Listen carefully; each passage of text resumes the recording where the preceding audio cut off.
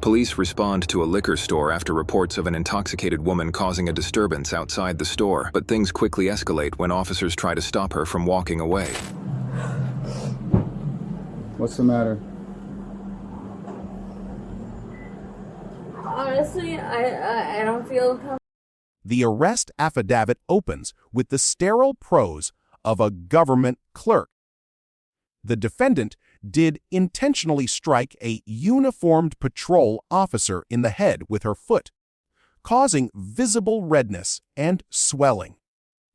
In plain English, she kicked a cop in the head while handcuffed in the back of a patrol car. The charge was battery on a law enforcement officer, a third-degree felony. The venue was a Jiffy Mart parking lot in broad daylight. And the weapon of choice was a bare heel wrapped in the language of victimhood. Picture a jar full of hornets, shaken vigorously and then shattered on asphalt. That's the scene outside this liquor store. That's the visual anchor for everything that follows, a contained chaos that spills, stings, and refuses to be quieted. The body cam footage from the Melbourne Police Department captures a woman in a state of extreme agitation, her speech a slurry spiral of grievance and accusation. Do you have a phone in your pocket? Are you celebrating the eclipse? The solar eclipse today. It's a big deal. You guys deciding this because I'm a Wiccan? Huh? No, there's an eclipse today. I don't care. We're not mind readers. We don't know that. No, I hate that this is the biggest day that y'all have the worst fucking... All we want to do is get you home or get you to somewhere safe. Wow. I don't care. Officers had responded to a call about an intoxicated female causing a disturbance. What they walked into was not a disturbance. It was a performance.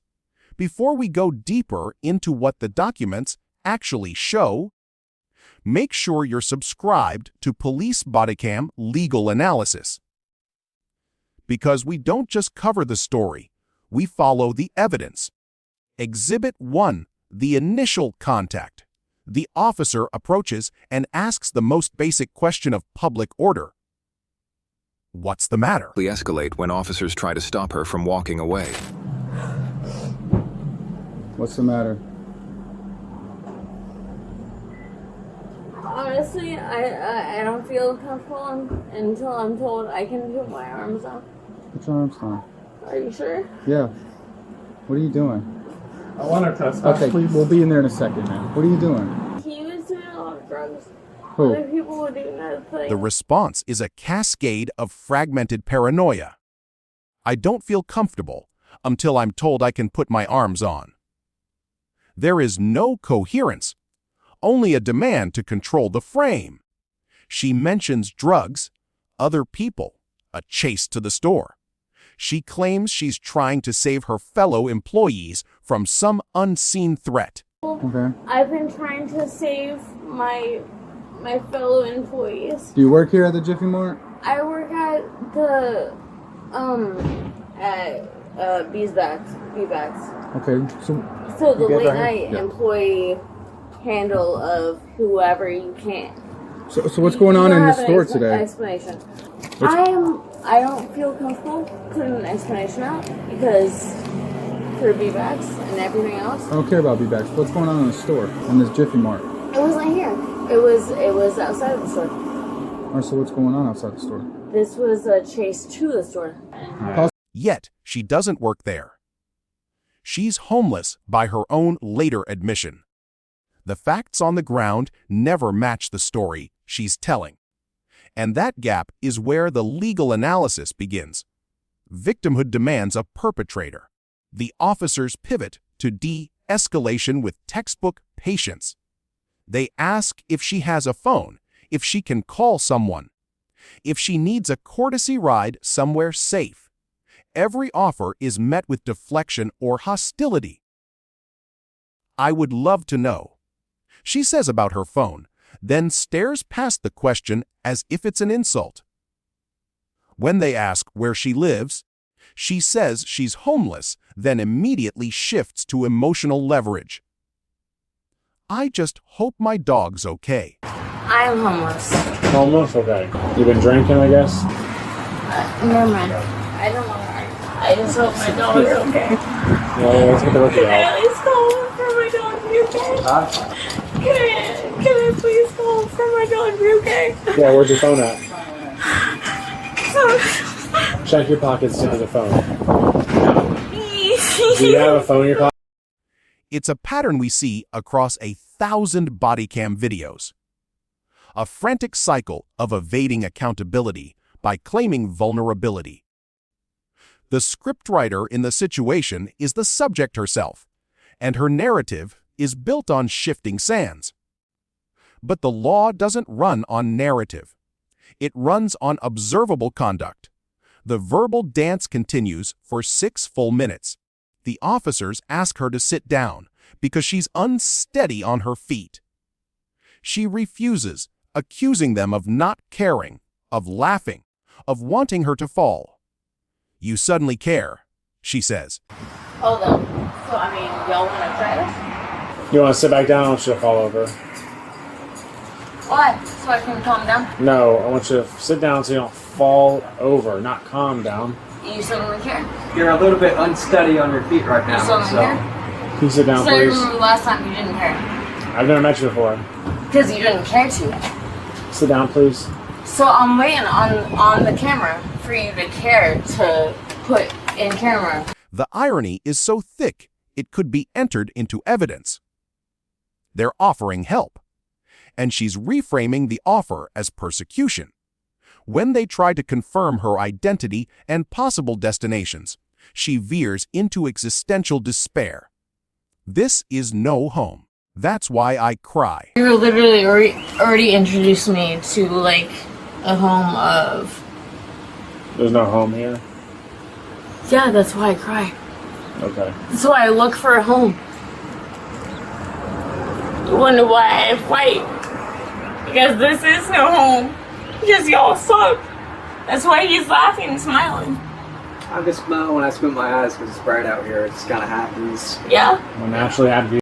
She tells them her parents don't care. She tells them she was hit by a motorcycle. She tells them they're all horrible. Practice walking. Can you stand up and walk this way? See how you can walk. I got hit by a motorcycle the other day. Can I at least get a step to stand up? Sure. I don't care how, but can I get a step to stand up? Yeah, do you need to help you up or you? I don't want them to laugh how. Yeah. It's not about you. Just stand for it, please. You remember the bed is. Walk that way. But note the tactical pivot. She keeps the conversation in an emotional arena where she sets the rules. Every factual question is answered with a feeling. And under the law, feelings are not a shield against criminal conduct. The inevitable flashpoint arrives when she decides to enter the locked store. The officers physically block her, and the tone shifts from disordered to openly defiant. I wonder how we plan to keep me from going inside the store. Okay, you can't go in there. It's locked. Okay, perfect. Yeah, I wonder how we plan that. Stop. Stop. I wonder how we plan to fucking keep me from going Sit inside. down. Inside the No, liquor store? no. Samantha, who lives on New York Street in Melbourne? My parents, I don't care about me. Do you have a phone number for them? Why? So y'all can keep me from going inside? Can I That- call you?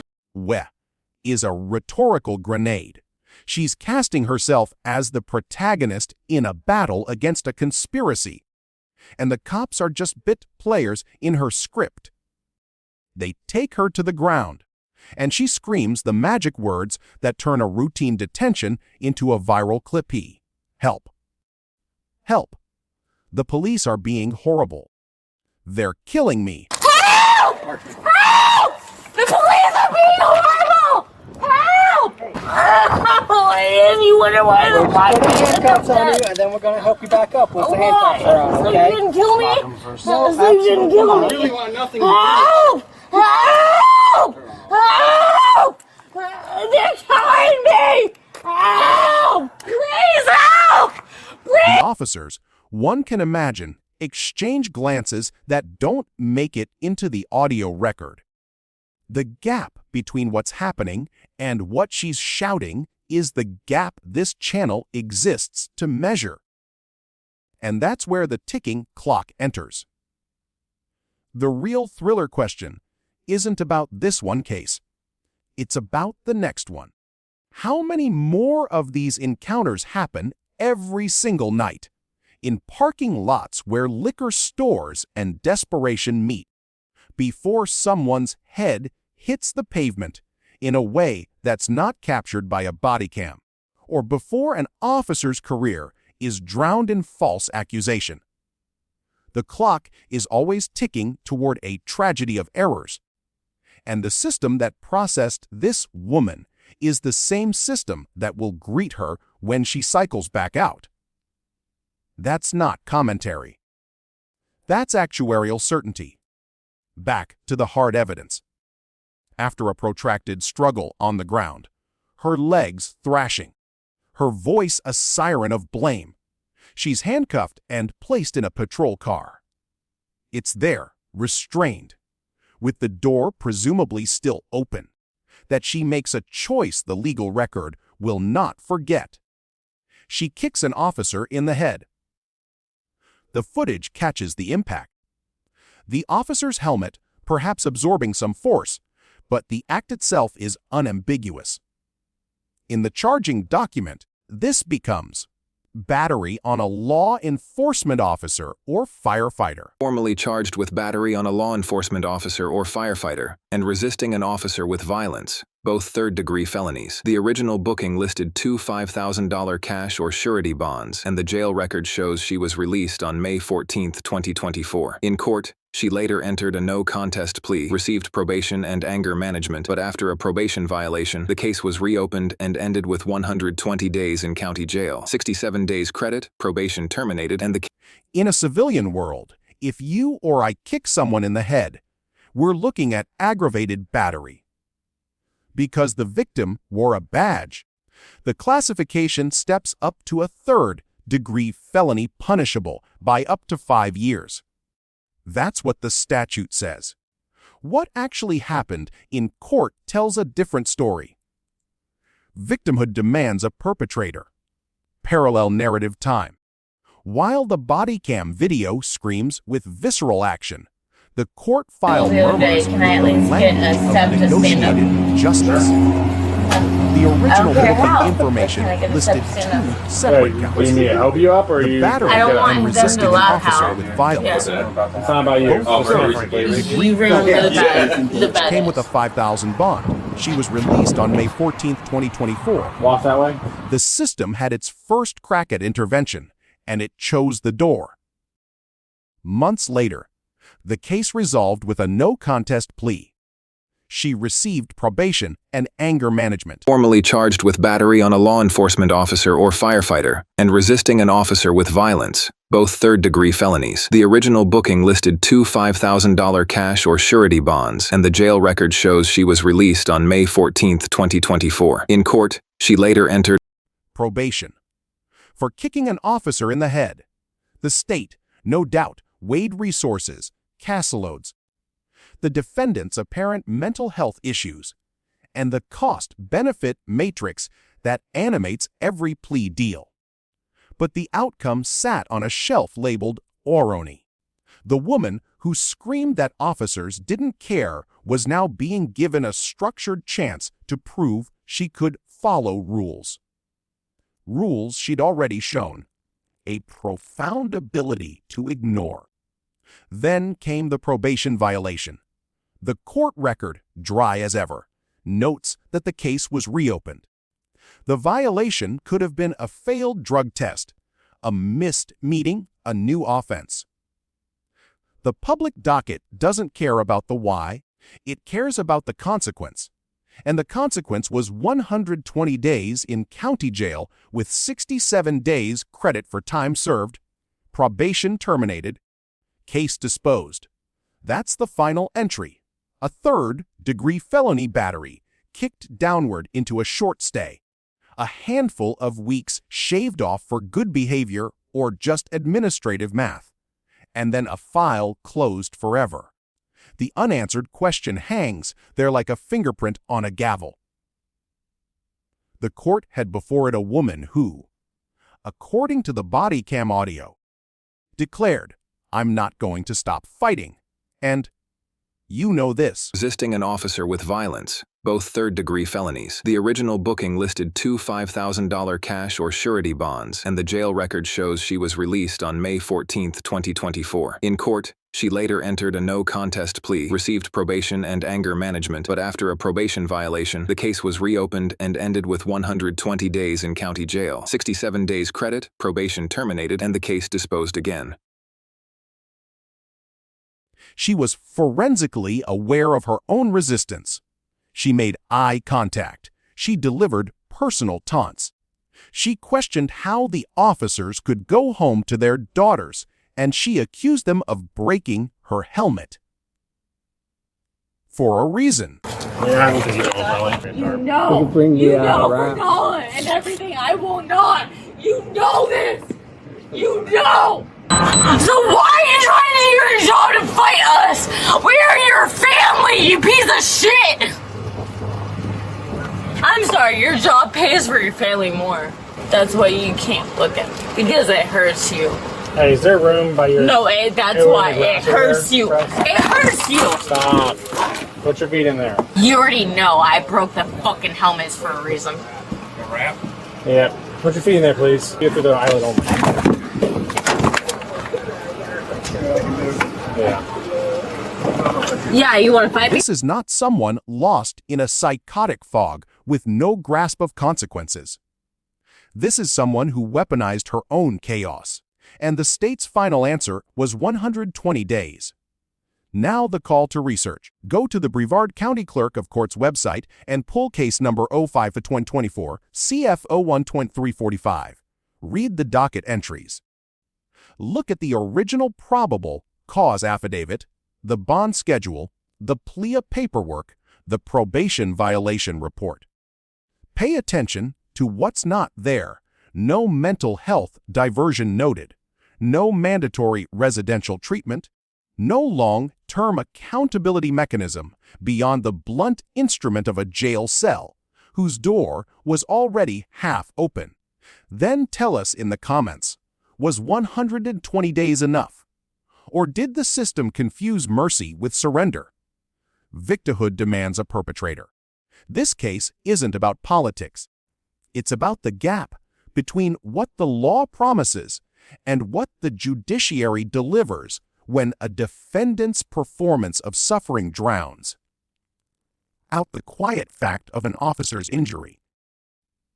The liquid courage that fueled this night didn't come from a bottle.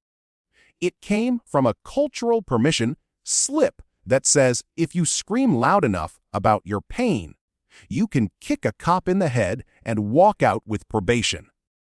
Until you violate probation, and even then, you'll serve less than half a year for a felony that the legislature wrote to carry 5. The bodycam video will gather views. The comments will split between outrage and empathy. But the documents will remain unchanged, filed, unfeeling. They don't scream, they just record. And they record that on a hot afternoon outside a Jiffy Mart. A woman who told officers they were her family kicked one of them in the skull. And the state's response was a time-served stamp and a closed file. If that doesn't make you question what felony means anymore, nothing will.